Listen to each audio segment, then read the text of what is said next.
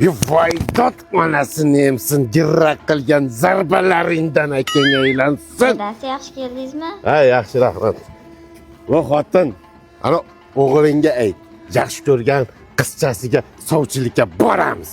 To'y bo'lsa to'yda, bizni xo'roz girra qilib yutdi, girra qilib. Onasini emsin. Biriziga ikkita tuxum aylansin. O'g'il, sigir chekyapsizmi? Yo'q dada, chekmayman o'g'ay. Unaqa bo'lsa yaxshi chekmang. Chekish bu o'pkaga zarar. Aytmoqchilik. Ana qizingizga aytib qo'ying. Ertaga sovchilar borishadi. Bo'ptimi? Bugun Tayson yutdi. Mana xursand qilib qo'yay Taysonni ikkita tuxum bilan. Choping o'g'il. Hop. Haydi 29ga kirdi. O'ylamasa ham bo'lmasa kerak. Munis, ertaga dadamlar sovchilikka borishar ekan.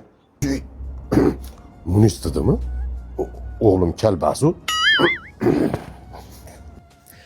29 yil deganda dadam uylanasan dedimi? Hay, joningdan.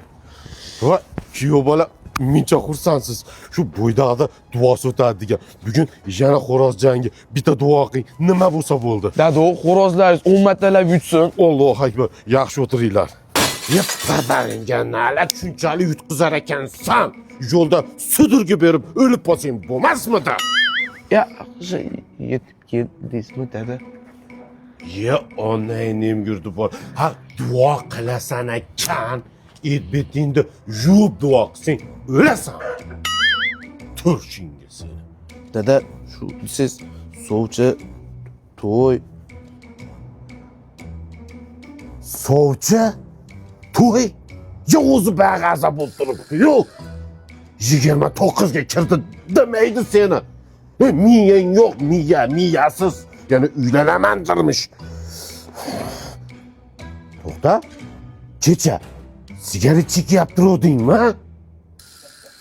bor dada, beraymi?